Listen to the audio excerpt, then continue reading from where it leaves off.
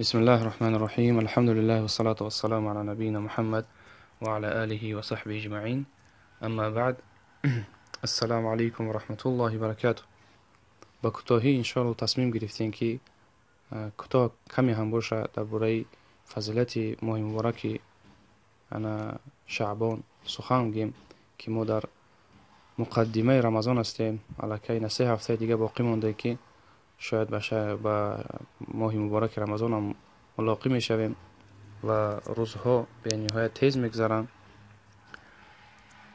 تا هنوز یعنی بیدار نشدیم که رمضان رو پدرود گفتیم، باز میبینی که رمضان دیگر آمد ای پیش ما. برای که انسان باید در استعداد باشه، باید مهیأ باشه، یعنی آماده باشه به پیشوازگیری این ماه مبارک. البته همه ماهای محرم هم بگیم فضیلت خودش داره، اما ماه رمضان با ماهی هست که از سایر ماهای دیگر فرق دارد و فضیلت دارد و هر انسان باید آمادگی خودش پیشگیری کنه. نباید غافل باشه ای آمادگی همین ماه مبارک. به مانند دیگر ماهایی که مثال ای ماهای سال هسته باید غافل نباشه، یعنی یک استعداد داشته باشه، یک شعور داشته باشه که آمادگی در رمضان باید خودش تیار کنه. یک نمودی مثل آدمی که بهترین مهمانی که پیشواز میگیره چگونه پیشوازش میگیره، با تمام آداب با تمام رعایت مهمانداری آماده میکنه خودش. بنابر رمضان هم یک مهمانی هسته که ما باید با تمام صنعتش با تمام زیبایی او را باید چکار کنیم؟ پیشواز بگیریم. الله موفقتان کنه. بنابر آمادگی بهتر از تقوا و از عبادت در ماه رمضان نیست که انسان خودش آماده کنه به عبادت و به دوام دادن عبادت و اگرچه کم هم که باشه. و همین ماه مبارک شعبان یکی از بهترین ماه‌های است که برای آماده کردن انسان، یعنی محذب کردن، پاک کردن اخلاق انسان برای رمضان است. بنابر ای اسامه ابن زید رضی الله عنه روایت است در سنن امام نسائی. اسامه ابن زید ابن حارثه پسرخوان رسول اکرم صلی الله علیه و سلم بودند. سال 54 هجری وفات کردگیان. کنیه‌شان ابو محمد، بعضی گفتن ابو زید. مادر مبارکشان ام ایمن شیردهنده دایه رسول اکرم صلی الله علیه و سلم بودند و یک پسری بود که رسول اکرم صلی الله علیه و سلم بسیار دوستش می‌داشتند. از همین حضرت اسامه ابن زید رضی الله عنه روایت است که میگه پیش پیامبر الله صلی الله علیه و سلم اومدم گفتم یا رسول الله لم ارک تصوم شهرا من الشهور ما تصوم فی شعبان. میگه رسول اکرم تو رو میگه در یگان ماهای یعنی ماهای سال نمیبینم چگونه که تو روزه میگیری، یعنی اجتهاد میکنی در روزه گیری همچنانی که در ماه مبارک شعبان تو روزه میگیری. یعنی سببش در چیه؟ چی علت داره که اینقدر بسیار در ماه شعبان تو روزه میگیری؟ رسول اکرم صلی الله علیه و سلم گفتند در جواب که ذاک شهر یغفل الناس عنه بین رجب و رمضان ترفع الاعمال فيه الى رب العالمین فاحب ان يرفع عملی و انا صائم. رسول اکرم گفت این یک ماهی هست که بیشتری مردم در غفلت هستند از او، که همینش ماه میگه در مابین رجب و رمضان است.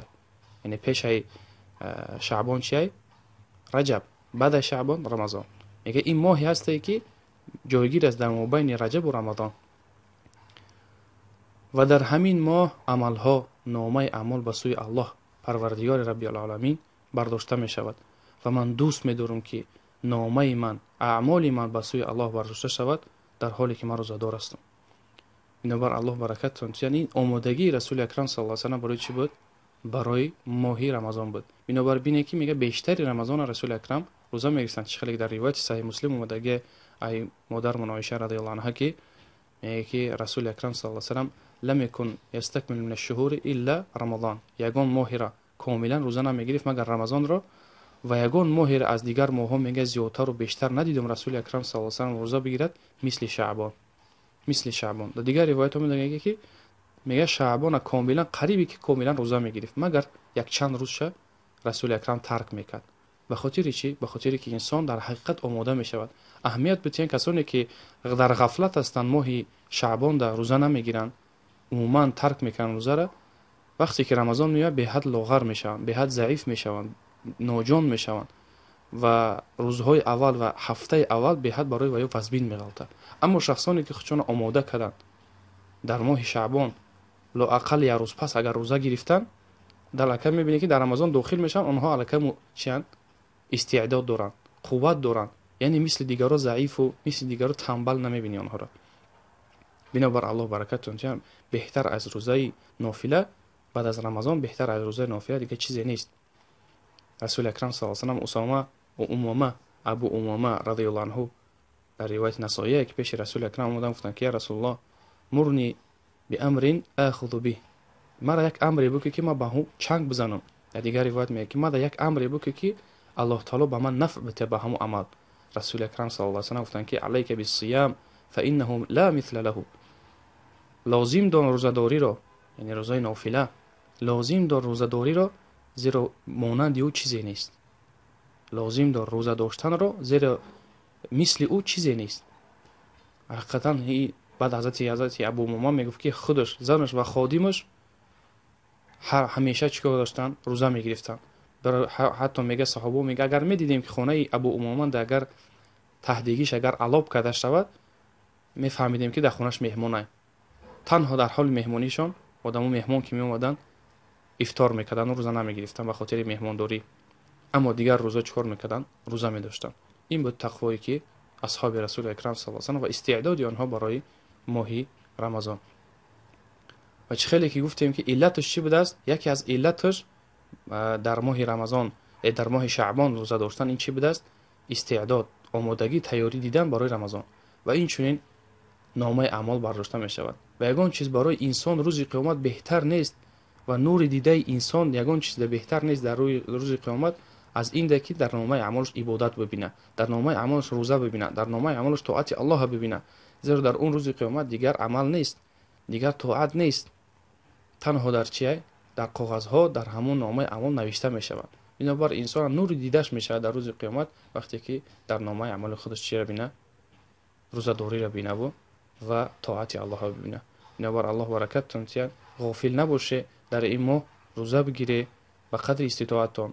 چه خیلی گفتیم لااقل روزای یک روز پس باشه، یا کسی میتونه اگر استعداد داشته باشه تمامی همین شعبان بگیم ای همین روز سر کرده اگر بگیره، که امروز 8 شعبانه، مثلا 20 روز میشه همگی، پس اینم چیه؟ نعمته و نور علی نوره. کسی که استعداد نداشته باشه لااقل روزای دوشنبه و پنجشنبه روزه بگیره یا اینکه یک روز پس، همه این جایزه، یا اینکه یک روز پس یا 2 روز پس یا اینکه روزای دوشنبه و پنجشنبه. الله برکت آنتن تا اینکه انسان آمادگی خودش به رمضان تیار کنه. و دیگر روایت آمدگی که رسول اکرم صلی الله علیه و میگه که اگر که اذا انتصف شعبان فلا تصوموا، نهی آمدگی که اگر وقتی که نیمی شعبان که رسید پس روزه نگیرید. روایت ابو داود، بعض اهل علم حدیث ضعیف میگن، بعض اهل علم صحیحش میگن. المهم اگر احتمال صحیحش هم که بگیم، معنای حدیث همینه که خیلی که متحوی میگه معناش همینه که بعد از روزه، یعنی روزه نگیره بعد از 15 روز شعبان، یعنی نیمی شعبان که رسید روزه دیگه نگیره.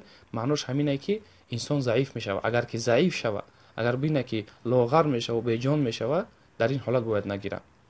خب این اگر رفته و ما صحیح بگیم حدیثه، و الا بعضی اهل علم گفتن که حدیث ضعیفه. یکی رفته و صحیح باشه معناش چیه؟ نیمی شعبان که رسید یعنی 15 روزش، معنای همینه که رفته و انسان پای در هم که گرفت و ضعیف شد پس باید نگیره. زیرا اینکه خود چکار میکنه؟ به جان و به جسم میکنه. اما ماه رمضان چیه؟ ماه قوت و چست و چالاکیه، نه ماه ضعیفی و نه ماه تنبلی. خب این نسبتی فضیلتی گفتیم چی بود؟ ماه شعبان بود. و ان شاء الله الله موفق ممکنه کمی هم باشه در فضیلت ماه مبارک رمضان هم صحبت میکنیم. الله موفق کنه ما رو به هر چیزی که در اینجا گفته شد و ما را از جمله روزه‌داران بگردونه که روز قیامت گفته می شود در جنت یک دری هست نامش ریان است، برای روزه‌داران آماده است که هر کسی که در آنجا داخل شده می شوند آنها را منع میکنند، تنها از اونجا روزه‌داران میدرویند. چه که رسول اکرم صلی الله علیه و گفتند تنها برای روزه‌داران آماده شده است. ما را همون جمله مردم نصیب کنه که از جنتی دری ریان داخل شویم و ما را از جمله پرهیزگاران بکنه و ما را از جمله روزه‌داران بکنه. روزه‌دارانی که با جوارح خودش، با جسم خودشون و با زبان خودشون و با اعمال خودشون روزه‌داری میکنن، نه فقط با گپ و نه فقط با هوا و نفس، بلکه با تمام جوارحشون آنها روزه دارن. روزه که داشتن روزه می‌دارد شکم بی آنها از خوردن دهان آنها از نوشیدن، گوش آنها از حرام شنیدن، چشم آنها از حرام دیدن و زبان آنها از حرام گفتن روزه می دارد. ما را از همین جمله نصیب بکنه و ما را موفق کنه به تمام خیر. و سبحانك اللهم وبحمدك اشهد ان لا اله الا انت استغفرك واتوب اليك.